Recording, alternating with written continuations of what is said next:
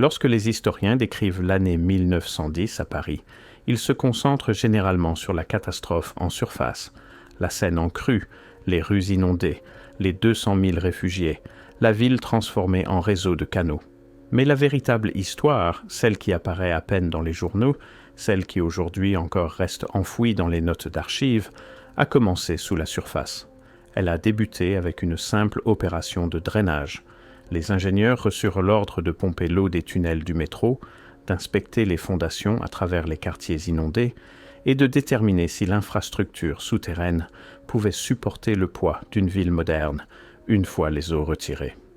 L'objectif était pratique: drainer les chambres, évaluer les dégâts et préparer la reconstruction. Mais au moment où les ouvriers commencèrent à dégager les sédiments laissés par la crue, quelque chose d'inattendu se produisit. Ils percèrent des couches qui n'avaient pas été exposées depuis des siècles. Sous les stations de métro, plus profond qu'aucune construction connue n'atteignait, les équipes découvrirent des murs et des chambres qui ne correspondaient à aucun registre municipal. Leur alignement était inhabituel, leur profondeur était extraordinaire. Et la maçonnerie ne ressemblait à rien dans l'histoire architecturale parisienne. Elle ne ressemblait même pas à la Lutèce romaine telle qu'on la comprend communément.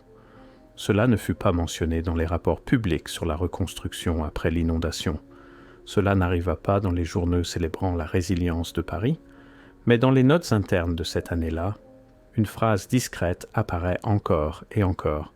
Structures imprévues, profondeur inattendue, plus ancien qu'anticipé. L'histoire officielle simplifierait plus tard tout cela en vestiges de carrières antiques, construction d'égouts médiévaux ou simplement géologie mal identifiée. Rien d'inhabituel, rien qui mérite discussion. Mais les photographies de reconstruction de l'époque, celles développées dans des bureaux gouvernementaux sombres pendant que Paris se vidait de ses eaux, montrent quelque chose de différent. Elles montrent des ouvriers debout à côté de blocs de pierre taillés avec une précision bien plus nette que n'aurait dû le permettre aucun outil connu de l'époque. Des blocs ajustés si étroitement que même dans le faible éclairage de la photographie de 1910, aucun joint de mortier n'est visible. Des motifs gravés dans les sols qui ne ressemblent à aucune civilisation française connue, mais à quelque chose de plus ancien, de plus géométrique, de plus délibéré. Et plus ils drainaient profondément, plus les couches cessaient de ressembler à l'histoire telle que nous la connaissons, et ressemblaient davantage à une histoire qui avait été recouverte, submergée et délibérément oubliée. Au début, les équipes de drainage tentèrent de tout catégoriser de la façon la plus simple possible. Vieilles carrières, caves médiévales abandonnées, cavernes calcaires naturelles façonnées par des rivières souterraines. Mais à mesure que les notes s'accumulaient et que davantage de chambres étaient découvertes, les incohérences se multipliaient. Pourquoi certaines des sous-structures étaient-elles construites pour supporter un poids bien supérieur à tout ce qui se trouvait au-dessus d'elles? Pourquoi certaines pierres étaient-elles façonnées de forme presque modulaire, comme si elles avaient été fabriquées plutôt que sculptées sur place? Pourquoi certains corridors s'étendaient-ils dans l'obscurité bien au-delà de l'emprise de tout bâtiment documenté? Et la question qui troublait même les ingénieurs les plus traditionnels, pourquoi ces structures plus profondes étaient-elles si massives? Paris en 1910 était déjà une ville de grande échelle. Pourtant, la maçonnerie fondamentale sous des parties des 1er, 4e et 7e arrondissements semblait construite pour quelque chose de bien plus grand que des boulevards et des monuments. Les équipes de drainage admirent discrètement entre eux que la profondeur et l'échelle ne correspondaient à aucun registre historique. Et bien qu'aucun d'eux n'utilisait des termes comme civilisation perdue, ils reconnaissaient quelque chose de tout aussi troublant. Quelqu'un avait construit sur cette terre auparavant.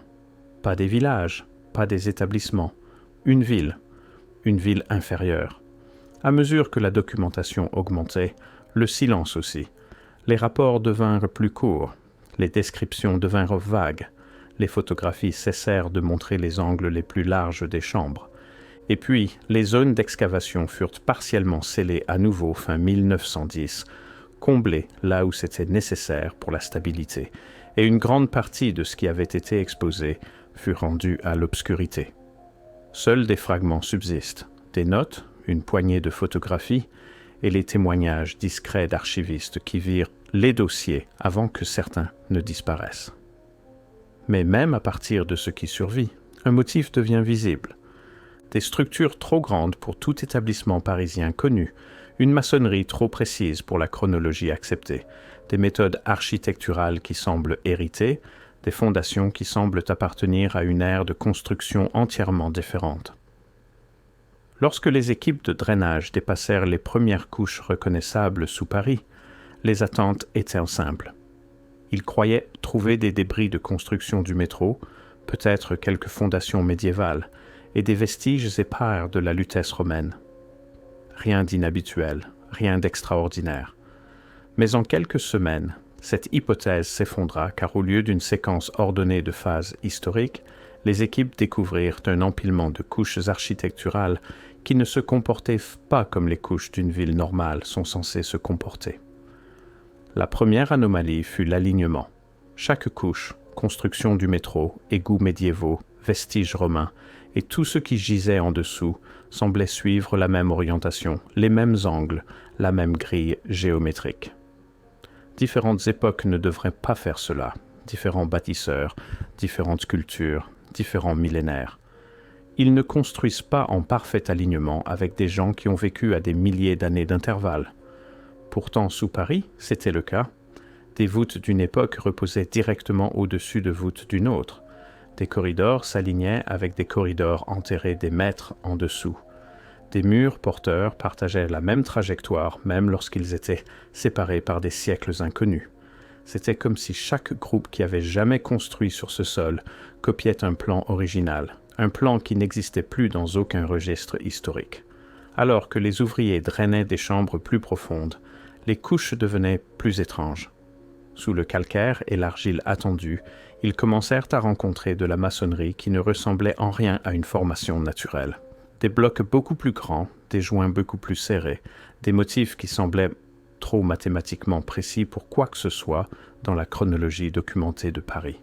Certaines voûtes semblaient presque surdimensionnées, des chambres voûtées avec une courbure impeccable, façonnées avec une précision qui ne correspondait pas aux outils rudimentaires de la France médiévale, ni même à l'ingénierie romaine. Des espaces sculptés avec une perfection géométrique, comme si les bâtisseurs comprenaient des principes de distribution de charges qui ne seraient formalisés que des siècles plus tard. Et puis vint la découverte qui intrigua même les membres les plus conservateurs de l'équipe d'ingénierie. Des fondations érodées par l'eau à des profondeurs impossibles, des surfaces de pierre lissées, comme si elles avaient été façonnées par des siècles d'eau courante, des corridors inférieurs avec des marques d'érosion, des sols avec un lustre qui ne se forme qu'après une saturation prolongée. Mais voici ce qui n'avait aucun sens.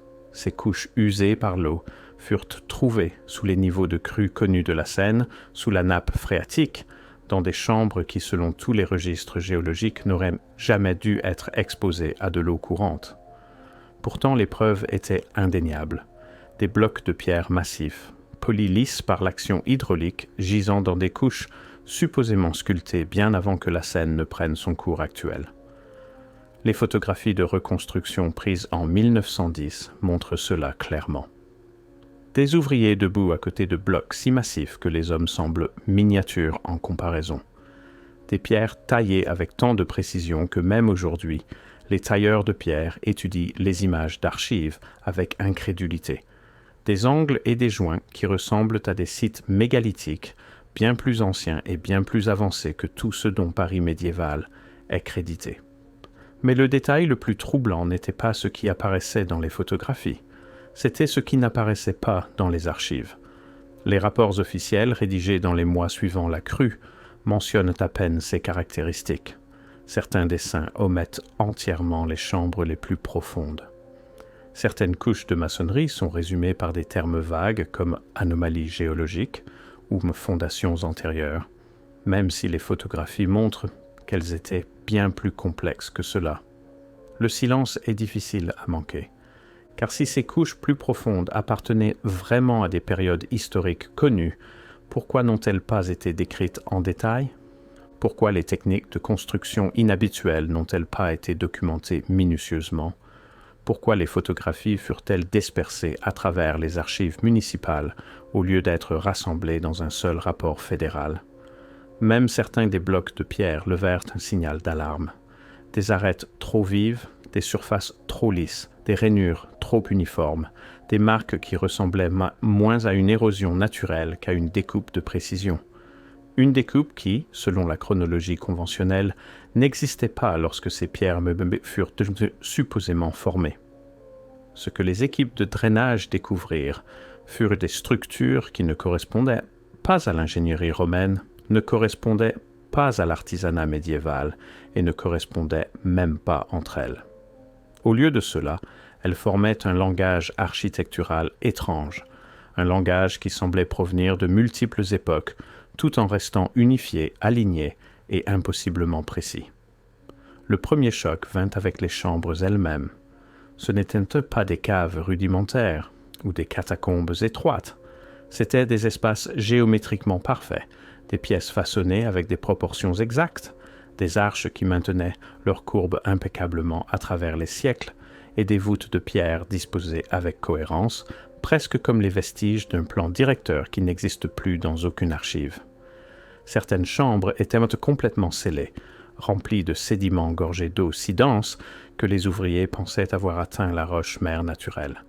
Mais une fois dégagées, elles révélèrent des intérieurs qui semblaient intacts depuis le jour où ils furent fermés. Des murs lisses, de la pierre ajustée et des motifs de construction qui soulevaient plus de questions que de réponses. Et puis vint la caractéristique qui intrigue encore les chercheurs aujourd'hui. Les grandes plateformes circulaires.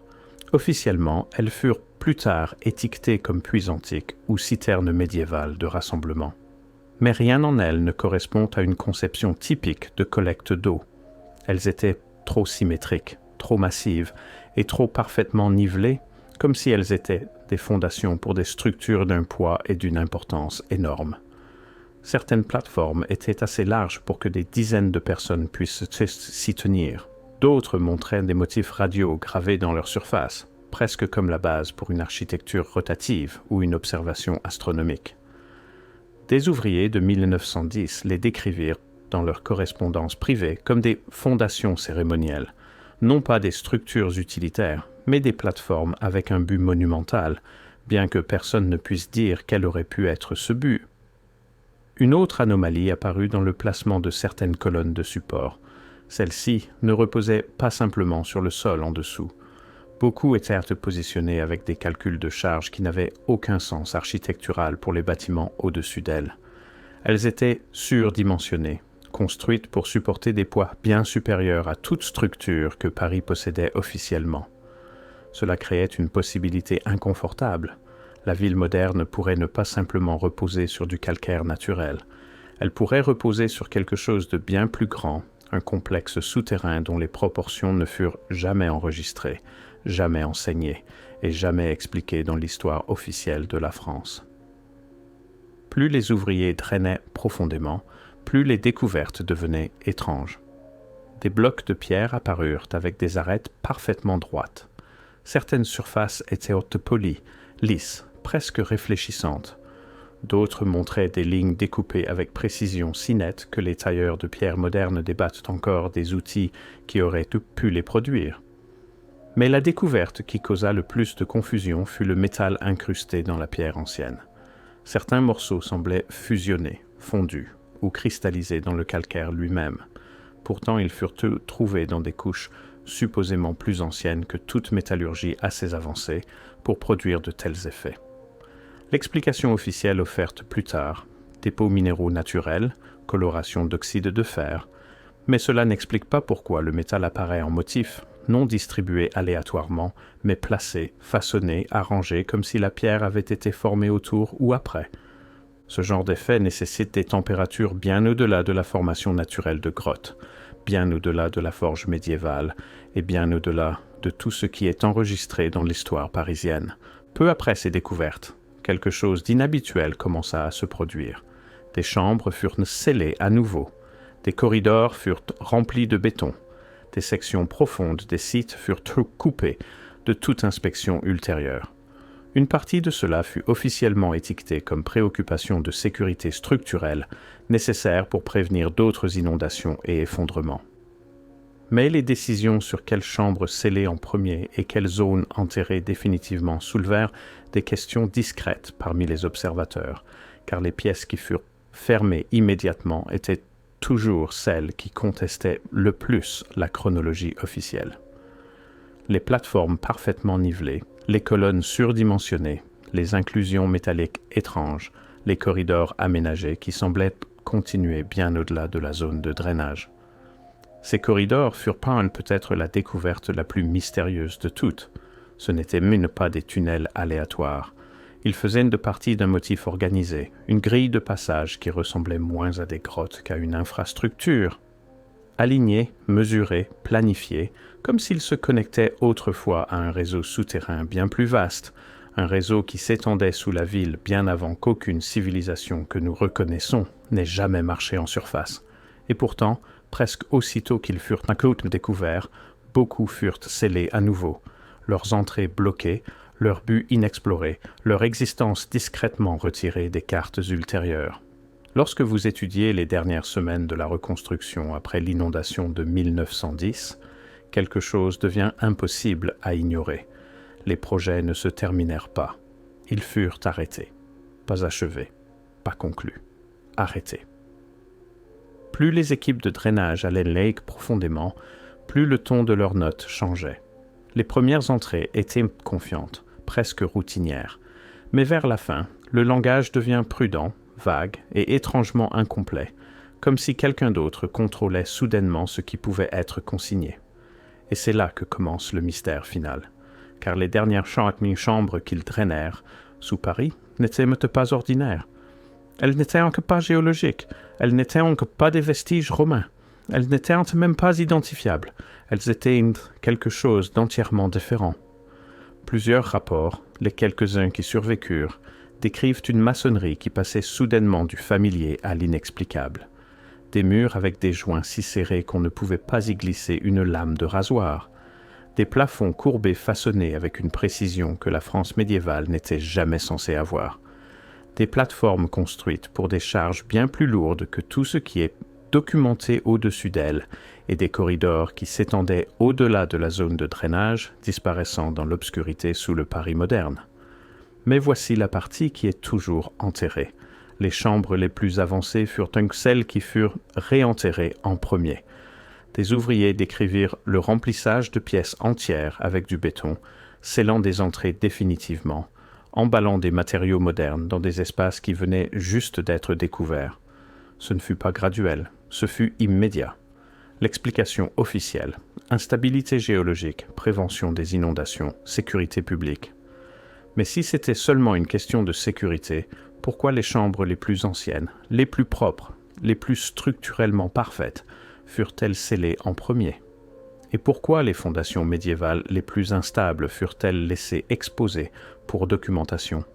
Cela n'a aucun sens à moins que ces couches plus profondes ne représentaient une menace différente. Pas une menace physique, une menace historique. Car si les fondations sous Paris montrèrent vraiment des techniques de construction au-delà de la capacité romaine, et si certaines de ces chambres ne correspondaient à aucune civilisation connue, alors toute l'histoire acceptée de la France et de l'Europe commence à s'effondrer. Imaginez ce que cela signifierait si Paris était construit sur quelque chose de bien plus ancien, quelque chose de massif, quelque chose d'aménagé, quelque chose que nous n'avons pas construit. Imaginez ce que cela signifie si les fondations n'étaient pas des formations naturelles, mais des tentatives délibérées par des peuples ultérieurs de cacher ou de réutiliser ce qui existait avant. Et peut-être est-ce pourquoi les découvertes de 1910 furent discrètement réenterrées, non pour protéger les sites, mais pour protéger le récit. Les photographies survivantes racontent leur propre histoire. Des ouvriers debout à côté de blocs qui semblent presque usinés, des arches qui ressemblent à des nervures structurelles, des systèmes de sol trop uniformes pour leur âge supposé, des fondations de plateformes construites pour une échelle d'architecture que Paris ne posséda jamais officiellement. Ce ne sont pas le genre de découvertes que les historiens aiment expliquer, c'est le genre dont ils préfèrent ne pas parler du tout. Et cela nous amène à la question finale. Pourquoi les preuves les plus profondes, l'architecture la plus ancienne, les couches les plus avancées furent-elles scellées à nouveau? Parce que lorsque vous prenez du recul, le motif devient clair. La maçonnerie parfaite fut enterrée. Les grandes plateformes circulaires furent enterrées. Les corridors inexpliqués furent enterrés. Les fondations surdimensionnées furent enterrées. Les inclusions métalliques fondues furent enterrées. Et même des parties du registre photographique disparurent, presque comme si la reconstruction après l'inondation avait accidentellement révélé un chapitre d'histoire qui n'était pas censé refaire surface. Un chapitre plus ancien que la Lutèce romaine, plus ancien que les Gaulois, plus ancien que le récit qu'on nous a donné. Et pendant un bref moment, en 1910, les eaux s'ouvrirent, juste assez pour le montrer. Mais au lieu de l'étudier, ils le refermèrent, scellé, rempli, oublié ou prétendu tel. Car si les grands boulevards de Paris reposent sur des structures construites par une civilisation que nous ne reconnaissons plus, alors la vraie question n'est pas ce qui fut découvert en 1910, c'est ce qui d'autre gît sous les villes du monde, quels autres crues, quels autres désastres, quelles autres catastrophes opportunes exposèrent les profondeurs juste assez longtemps pour que quelqu'un enterre ce qui était en dessous. L'inondation de 1910 n'était pas juste une catastrophe naturelle. C'était un aperçu, un bref aperçu accidentel d'une version de l'histoire que nous n'étions jamais censés voir. Et maintenant, cet aperçu est votre indice, votre carte, votre invitation à questionner tout ce que nous croyons savoir sur la ville lumière. Car, si c'est ce qui a survécu sous une ville, imaginez ce qui attend encore dans l'obscurité sous le reste. Quelque chose hors de place, quelque chose hors du temps.